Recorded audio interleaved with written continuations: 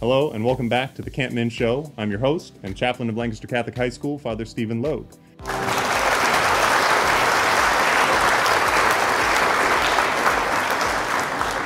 We're still in the first month of school, so just a couple of reminders for everybody. Please come down and see us in Camp Min. We'd love to help however we can. If you're lost or not sure where you're supposed to be or just want someone to talk to, remember we're there for you. We also are proud to say that Camp Min is open. We're hoping you're taking advantage of that, signing out of your study hall, coming down to hang out, joining us for Bible study, men's group, women's group, mass, all the great things we have going on down there. So today we have a very special episode because it is the first time as a host that we have a guest on. And I thought who better to bring in as a guest than my friend, Father Matt Morelli. He's the pastor of St. Anthony's right here in Lancaster, also very involved in our school. You might have seen him at some of the football games, and we went to seminary together. So we're going to have him on, answer some questions that a lot of people have about priesthood, about priests, and if you have any questions that you'd like us to answer, we're hoping to do more episodes like this, so feel free to send in your questions, and we'll see if we can get to them. So without further ado, let's bring in our guest, Father Matt Morelli.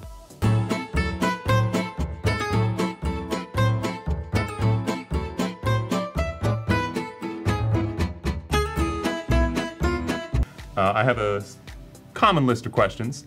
I want to start out with some just for Father Morelli, since I usually get bombarded with these and it's only fair that we share the load. So, what's your favorite band?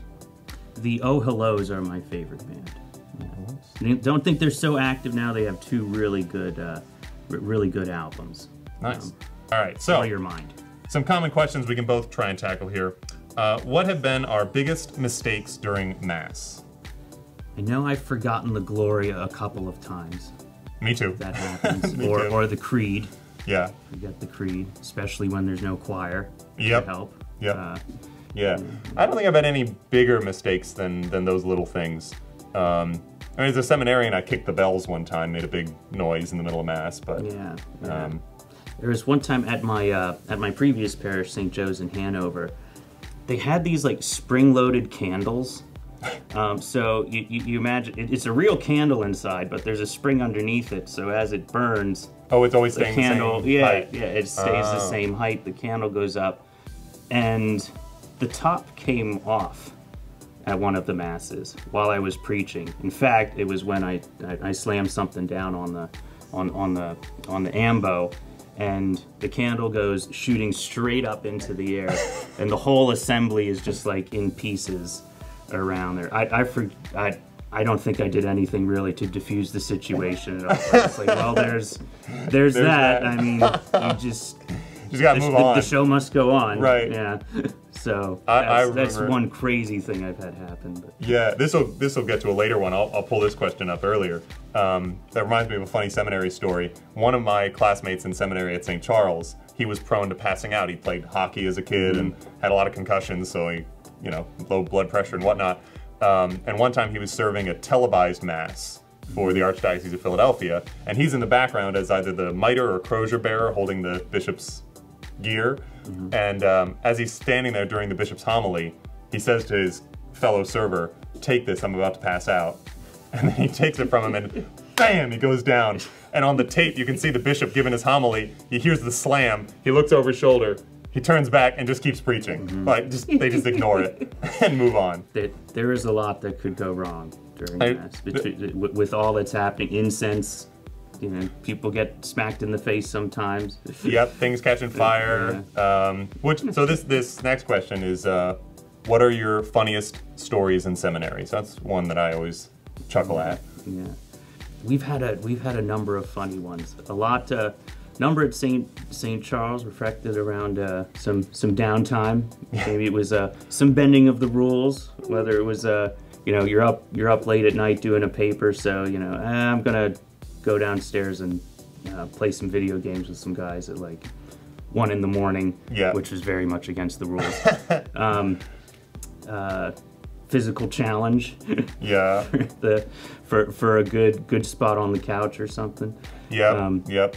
I remember once we were exploring some of the places of the seminary that we probably shouldn't have been exploring late at night, and one of the guys with us fell and cut his hand pretty badly.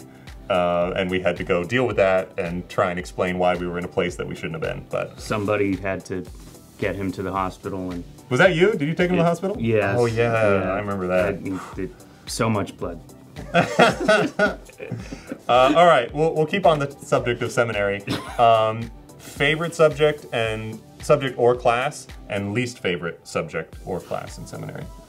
I'd say sort of two things. I really liked our aesthetics class. That was with Dr. Lowry, who I think is still adjunct.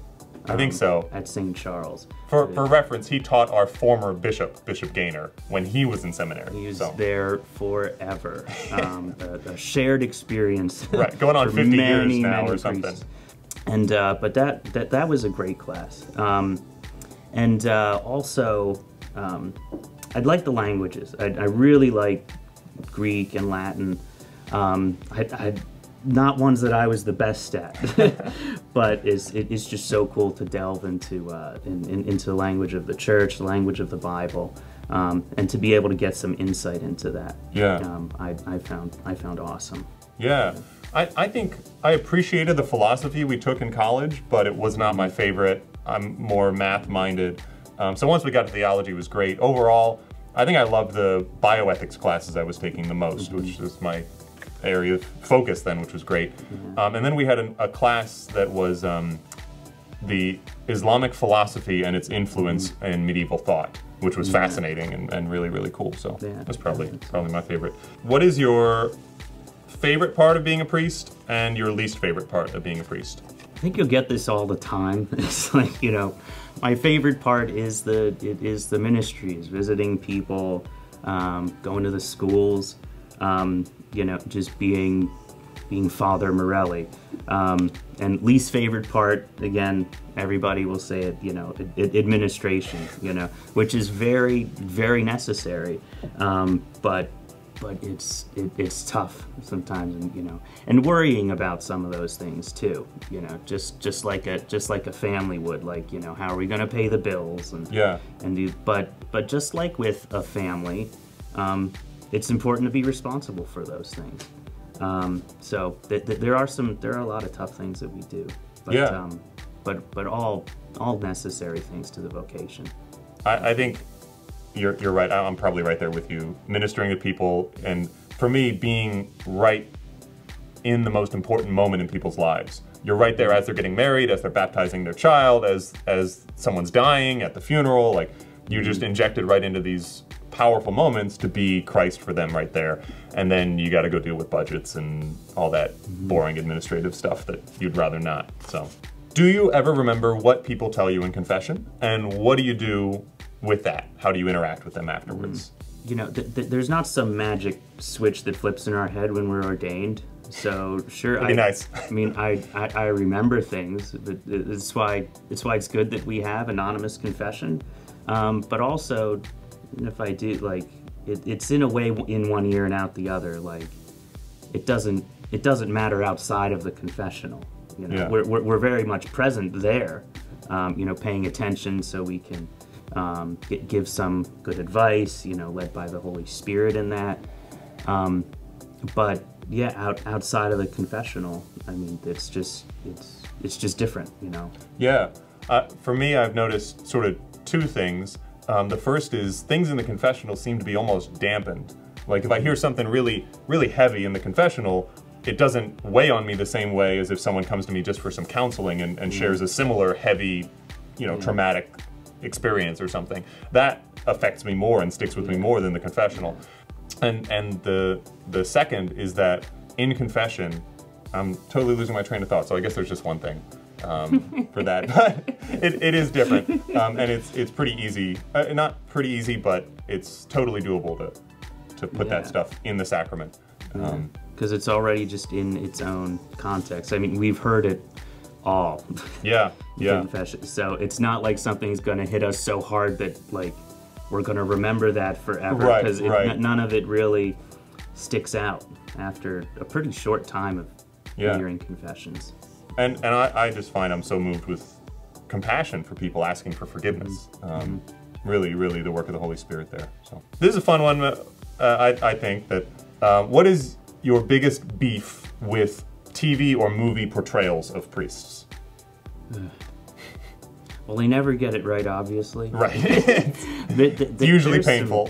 There's some good there's some pretty good movies out there, you know, that were very intentionally done. Stuff like the Confession. I Confess. I Confess. Old movie. Yep.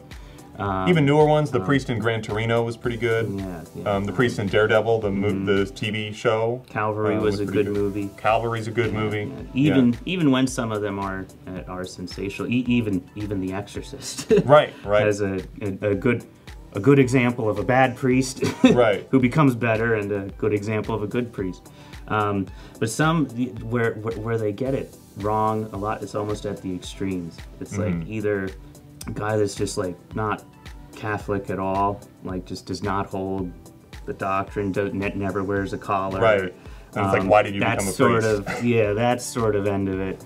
And then where it's like he's so strict or something, or just so out of touch. Yeah. With whatever characters in that story, and it's like, you know, we talk to people of all walks of life all the time. Come to us. It's not like we're not, you know, crazy, like weirded out by sin. But yeah, we deal with people. So those make any sense. Those are some examples. I can't think of any example in particular. Yeah, I think my biggest beefs are sort of twofold. One, when the priests offer advice that's just terrible.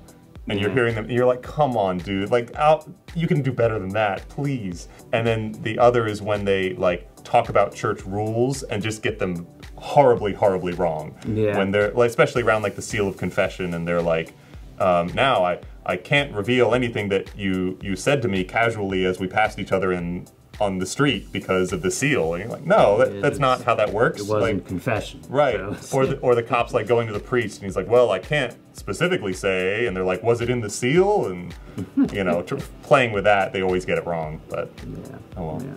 So we'll end with something fun. When you're not busy praying in church and doing all those priestly things, what do you do for enjoyment? I fish, hike, and I hunt as well.